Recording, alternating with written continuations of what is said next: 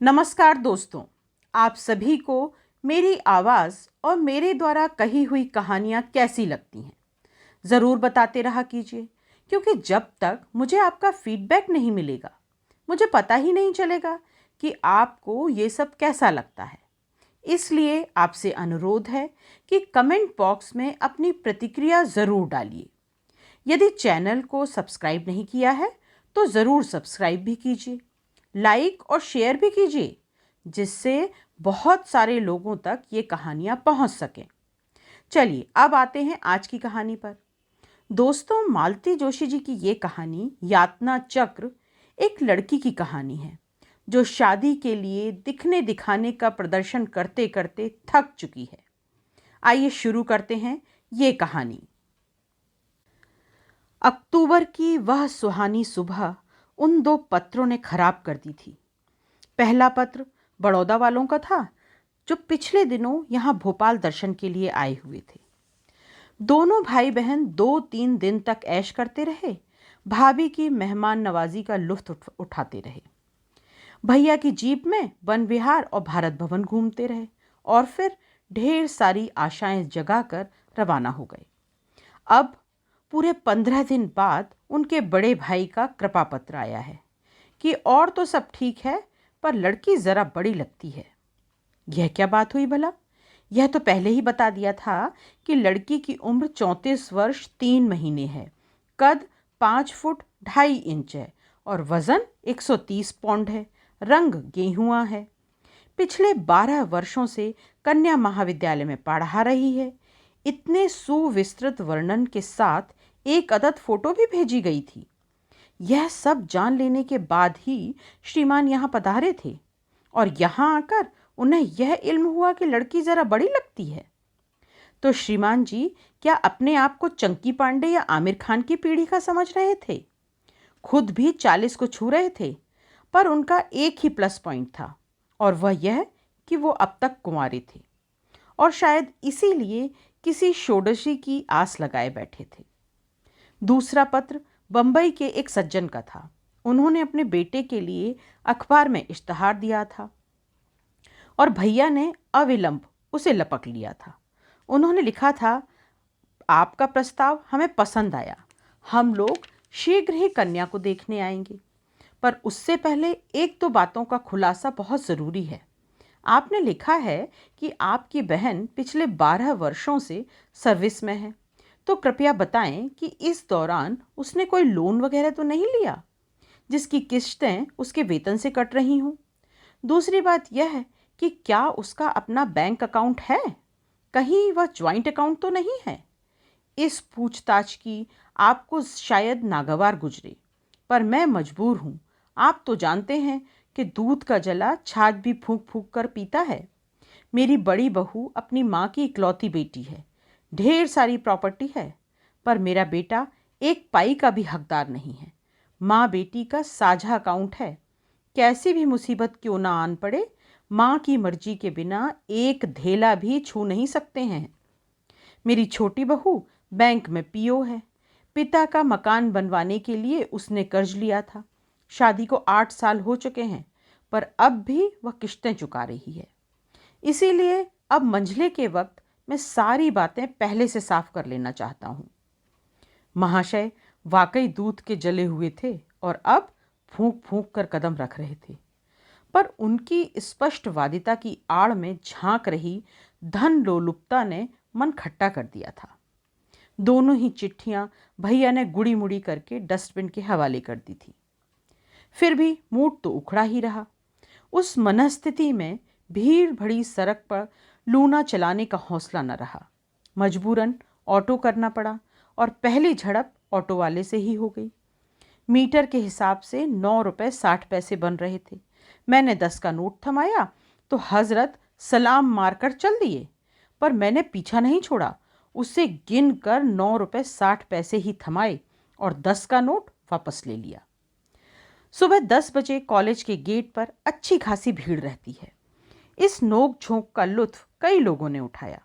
तभी तो staff room में पैर देखते ही मिसेस मल्होत्रा मिसेस गुप्ता की ओर देखकर आंखों ही आंखों में मुस्कुरा रही थी।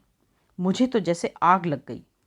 कसैले स्वर में कहा, मिसेस गुप्ता, लोग बाग हमें कंजूस समझते हैं, पर क्या करें, पसीने की कमाई को यूं बेदर्दी से लुटाने की हिम्मत नहीं होती। हमारे यहाँ न ठेकेदारों के यहाँ से कमीशन आता है, न ट्रांसपोर्ट का बिजनेस चलता है। हम शाह खर्च बने भी तो किस बूते पर। ये आप क्या कह रही हैं, किसके लिए कह रही हैं? मिसेस मल्होत्रा झल्लाईं। मैं तो एक बात कह रही हूँ, आप बुरा क्यों मानती हैं? मैंने लापरवाही से कहा। मिसेस गुप्ता मेरी बात को अनसुना कर मिस रॉय के कान में कुछ फुसफुसाने लगी। चमची कहीं की। मिसेस मल्होत्रा से रोज फ्री लिफ्ट मिलती है ना, इसीलिए आगे पीछे डोलती रहती है। पहला पीरियड सेकेंड ईयर बीएससी वालों का था। वैसे भी यह बदनाम क्लास है, और आज तो उन लोगों ने बदतमीजी की हद ही पार कर दी थी। निरुपाय होकर 2 लड़कियों को क्लास से बाहर करना पड़ा। वे बरामदे में खड़ी होकर पूरे पीरियड भर नारेजबाजी करती रहीं। क्लास से निकलकर लैब में गई तो वहाँ लैब असिस्टेंट से कहा सुनी हो गई। लगा जैसे आज सब के सब मुझे चिढ़ाने पर आमादा हैं। आखिरी पीरियड में प्रिंसिपल ने मुझे बुला भेजा। मैं तो भरी बैठी ही थी। अगर वे जरा भी ऊंचा बोलती तो मेरा जवाब तैयार था, पर मुझे मौका ही नहीं मिला। वे नाराज नहीं हुई, बल्कि बड़ी बहन की सी ममता से मुझे देर तक ऊंच नीच समझाती रहीं। शाम को घर लौटी तो मैं एकदम पस्त हो चुकी थी। चाय पीकर जरा लेटने का प्लान बना ही रही थी कि भैया दफ्तर से लौट आए। आते ही बोले, प्रेमा, जरा जल्दी से तैयार तो हो जाओ, एक सज्जन आ रहे हैं। ओह नो, मैंने दोनों हाथों से अपना सिर थाम लिया। ऐसे निराश नहीं होते पगली, यह आदमी मुझे काफ़ी रीजनेबल लगता है। शुरू में तो सभी लगते हैं। By the way, what is he? Caltex में एग्जीक्यूटिव पोस्ट पर है। घर में माँ है और 2 बच्चे हैं। पहली का देहांत 4 साल पहले तीसरे प्रसव के दौरान हुआ था। कमाल करते हैं आप भी, भाभी बोली। क्या सारी बातें एक साथ ही पूछ डाली? गनीमत है कि डेथ सर्टिफिकेट दिखाने के लिए नहीं लाए। अगर तुम्हारी ननंद रानी कहेंगी तो वह भी ले आऊँगा। ये सारी पूछताछ उसी के लिए ही तो करता हूँ। इसमें गलत क्या है भाभी? आखिर हमें पता तो होना ही चाहिए कि पहली पत्नी जलकर मरी है या पंखे से लटक कर, उसने सल्फास की गोलियां खाई हैं या टिक 20 का सहारा लिया है।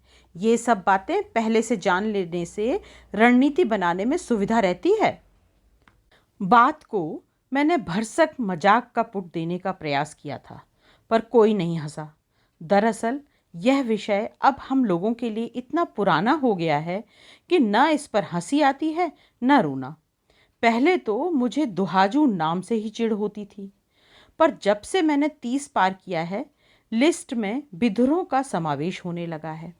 पहले 2-3 साल तक तो मैं बच्चों से उज्र करती रही, पर अब अम्मा ने मुझे समझाना शुरू कर दिया। अब इतनी उम्र पे क्या तुम्हारी कोख फले न फले, पहली का एकाध हो तो अच्छा ही है, बुढ़ापे में कुछ तो सहारा होगा। प्रैक्टिकल होना तो कोई हमारी अम्मा से सीखे।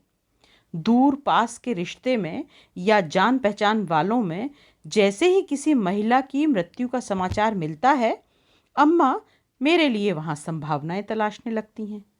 कई बार मुझे लगता है कि हम लोग कौवे हैं जो पिंडदान के भात के लिए घात लगाए रहते हैं।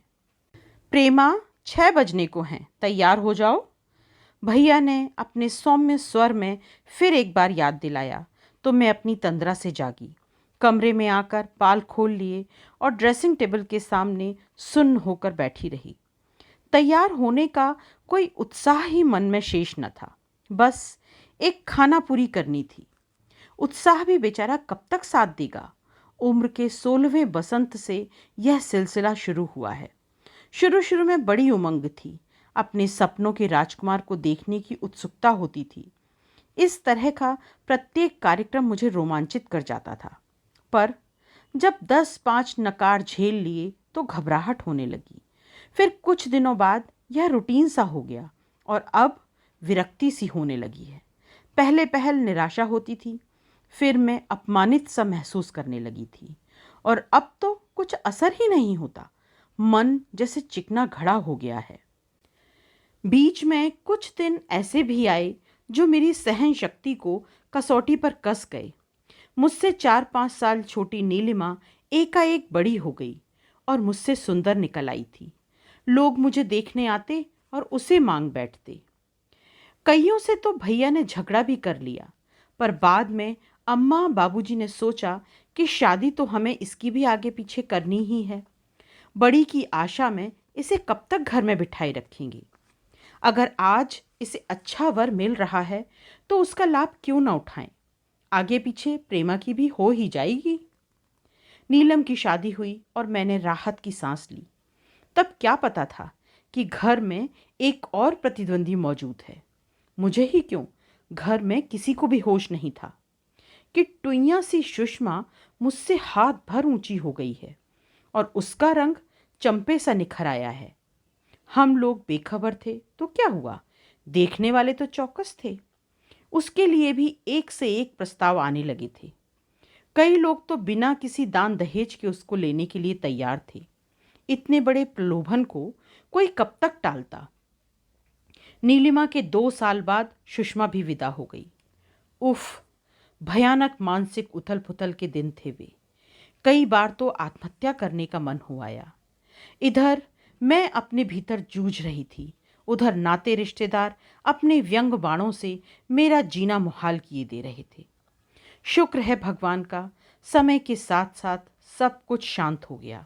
दोनों बहनें अपने घर में रच बस गईं, 2-2 बच्चों की मां बन गई और मेरा प्रदर्शन बदस्तूर जारी है। बुआ, नंदिता अपना रैकेट घुमाते हुए आंधी की तरह कमरे में दाखिल हुई और मुझे तैयार होते देख ठिठक गई। बुआ, कहीं जा रही हो? लूना चाहिए, मेज पर चाबियां रखी हैं, मैंने साड़ी की पटलियां ठीक करते हुए कहा। पर उसने चाबी तो उठा ली पर गई नहीं। मेरी ओर देखती हुई वैसी ही खड़ी रही। उसका यूं अपलक मुझे देखना नर्वस करने लगा। बुआ, पैसे चाहिए, अलमारी में पर्स रखा है। बुआ, क्या आज फिर कोई आ रहा है? मैंने उसकी ओर एक कठोर दृष्टिक्षेप किया, पर वह मेरी छात्रा नहीं है जो सहम जाती। सीधे मेरी आंखों में आंखें डालकर बोली, बुआ, आप बोर नहीं होती? It is so disgusting, so insulting. लगा जैसे उसने मेरे मुंह पे तमाचा जड़ दिया हो। मैं तिलमिलाकर बोली, जाकर अपने बाप से यह सब क्यों नहीं कहती? वे ही तो रोज एक नमूना ढूंढ ले आते हैं। फिर भी वो लोग तो कहने से नहीं चूकते कि बहन की कमाई पर ऐश कर रहे हैं।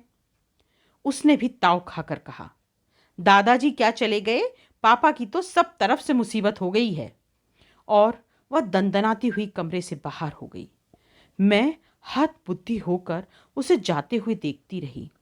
क्या यह वही नंदिता है जिसे मैं कंधे पर डालकर रात रात भर छत पर घूमा करती थी? क्या यह वही नंदी है जो मेरी गोद में बैठकर कहानियां सुनती थी? आज तो वह पहचानती नहीं जा रही। कॉलेज ज्वाइन किए हुए 6 महीने भी नहीं हुए हैं और इसका बचपन भाग खड़ा हुआ है। अब यह पहले से कितनी स्मार्ट, कितनी सुडौल और कितनी कमनीय लग रही है। मेरा जी धक से रह गया। क्या मेरे साथ अब यह भी रेस में शामिल होगी? क्या नीलिमा और सुषमा की तरह यह भी मुझे पीछे छोड़ देगी? इस बित्ते भर की लड़की ने किस दिलेरी से पूछा था, बुआ, आप बोर नहीं होती? कभी नीलम ने भी यही प्रश्न किया था। दीदी, रोज रोज के इस प्रदर्शन से तुम्हें ऊब नहीं होती? प्रदर्शन तो मेरी लगती रही, पर इनाम वे लोग ले गईं। अब शायद नंदिता की बारी है। इस अंधी दौड़ का कहीं तो अंत होगा। कभी तो मुझे इसका समापन करना पड़ेगा। फिर आज ही क्यों नहीं? घंटी बजी और भैया लपक कर दरवाजे पर पहुंचे। अरे, यह क्या, सतीश जी नहीं आए? भैया के स्वर में निराशा साफ झलक रही थी। नहीं आया, एक दबंग नारी स्वर उभरा। बोला, आप ही दोनों देखाओ, मैं जाकर क्या करूंगा? भीतर ही भीतर भक्क से जल उठी थी मैं। तो श्रीमान जी मुझे देखना भी नहीं चाहते। सोचा होगा जरूरत भी क्या है, कुंवारी लड़की है, 2200 रुपये महीना कमा रही है, 2 बच्चों के बाप को इससे ज्यादा और क्या चाहिए। लेकिन यह तो कोई बात नहीं हुई। लोग 4 पैसे की चीज़ भी खरीदते हैं तो देख परख कर लेते हैं। ये महाशय तो बीबी घर में ला रहे हैं। आज तक मुझे बीसियों लोग देख गए हैं। चाय नाश्ता गटक जाते हैं और फिर कोई मीन मेख निकाल कर टका सा जवाब दे देते हैं। इतनी कोफ्त होती है, लेकिन फिर भी मैंने अपने आप को कभी इतना अपमानित में अनुभव नहीं किया। पर यह तो सरासर उपेक्षा थी, अवमानना थी। अम्मा को बाहर भेजकर भैया भीतर आ गए थे। भाभी से बोले, प्रेमा तैयार हो जाए तो बाहर ले आना, मैं छत पर बैठा हूँ। वे लोग जाने लगे तो आवाज़ दे देना, रिक्शा तांगा जो कहेंगी ला दूंगा। भैया के ऊपर जाते ही मैंने रसोई का रुख किया। बस 2 मिनट, अभी चलते हैं, भाभी ने कहा। क्या बना रही हो? मैंने देशी घी की महक को नथनों में भरते हुए पूछा। हलवा। ओफो, भाभी कितनी बार कहा है चाय बिस्किट पर निपटा दिया करो, पर तुम तो पूरा सरंजाम कर देती हो। आज तो सचमुच यही नियत हो रही थी। मैंने नकुल से समोसे भी मंगवा लिए थे, पर सोचा बड़ी बूढ़ियां हैं, अच्छा नहीं लगेगा। भाभी, मेरे लिए अब तक कितने मन चीनी गला चुकी हो?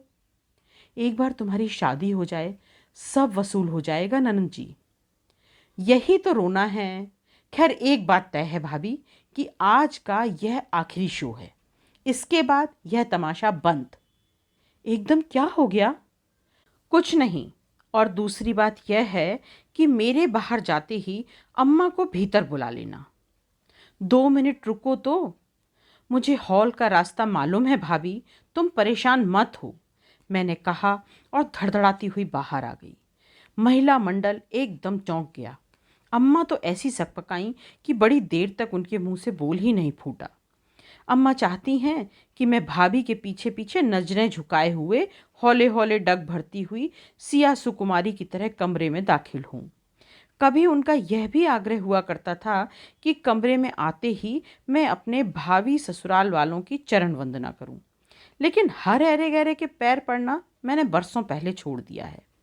1-2 बार संभावित वर की बहन या भतीजी के रूप में मेरी भूतपूर्व छात्राएं आ धमकी, बस तभी से मैंने विद्रोह का झंडा गाड़ दिया था। रही सही मर्यादा आज समाप्त हो गई। भाभी कहाँ हैं? अम्मा ने डपट कर पूछा। काम कर रही हैं और तुम्हें भीतर बुला रही हैं। अम्मा ताव खाकर उठी और उनके जाते ही मैंने पर्दा अच्छे से खींच दिया और फिर सामने वाली कुर्सी पर इत्मीनान से बैठ गई। आप लोगों में से सतीश जी की माँ कौन है? दोनों भौचक होकर पहले मुझे और फिर एक दूसरे को ताकने लगी। बड़ी देर बाद दुबली पतली महिला ने कहा, मैं सतीश की माँ हूँ, ये मेरी छोटी बहन है सतीश की मौसी।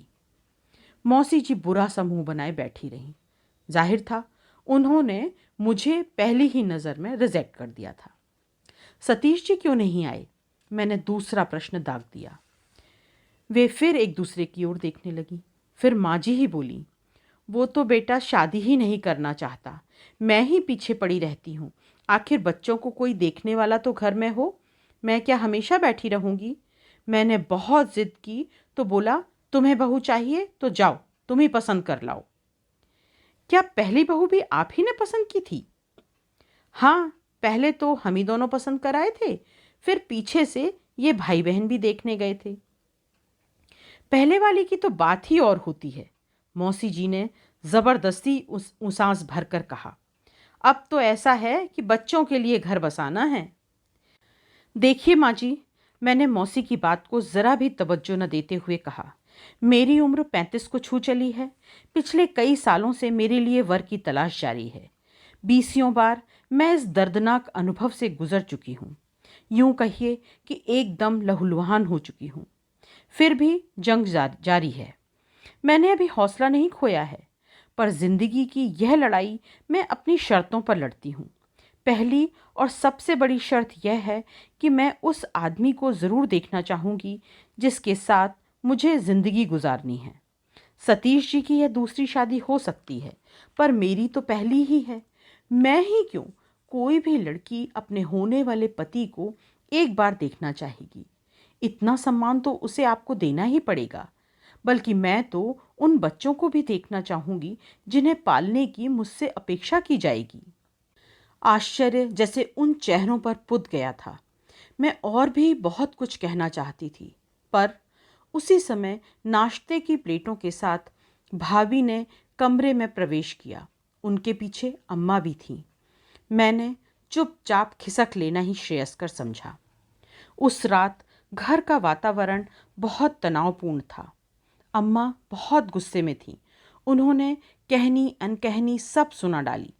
बोली, भाई बेचारा तो जूते चटका कर कहाँ कहाँ से रिश्ते ढूंढ कर लाता है, और लड़की ऐसी बेशऊर है कि किए कराए पर पानी फेर देती है। भैया शांत भाव से समझा रहे थे। मैं तुम्हारा फ्रस्ट्रेशन समझता हूँ प्रेमा, पर तुम ही बताओ और उपाय भी क्या है। और सब की बातों का मेरे पास एक ही उत्तर था, बस बहुत हो चुका, अब और नहीं, कभी नहीं। उस दिन शायद रविवार था। भैया भाभी ने बहुत दिनों बाद शॉपिंग का प्रोग्राम बनाया था। अम्मा किसी सहेली के पोते के मुंडन समारोह में सुबह से गई हुई थी। नंदिता की सहेली के यहाँ वीसीआर आया हुआ था और नकुल अपनी क्रिकेट में व्यस्त था। घर पर मैं बिल्कुल अकेली थी और उस एकांत का, उस शांति का मैंने भरपूर लाभ उठाया था। खाना खाकर जो बिस्तर में दुबक गई थी तो पूरा दिन वहीं गुजार दिया था। ना टीवी खोला, ना चाय बनाई। सोच लिया था कि जब तक घंटी नहीं बजेगी नहीं उठूंगी। कमबख्त घंटी बज ही गई। ज़रूर नकुल के दोस्त होंगे, ज़रा चैन नहीं लेने देते। वो तो गनीमत थी कि आज मैच है, नहीं तो अब तक बीसियों बार उठना पड़ता। भुनभुनाते हुए मैंने दरवाज़ा खोला। एक अपरिचित सज्जन खड़े थे। राजेश्वर दयाल जी यहीं रहते हैं? जी, लेकिन वे इस समय घर पर नहीं हैं, देर रात तक लौटेंगे। आप? मैं उनकी बहन हूँ, भाभी भैया के साथ ही गई हैं। दरअसल आप ही से काम था, भीतर आने के लिए नहीं कहेंगी? तब होश आया कि मैं दरवाज़ा घेर कर खड़ी हुई हूँ। पीछे हटते हुए मैंने कहा, आइए, मेरे बच्चे भी मेरे साथ हैं, तो बुला लीजिए ना।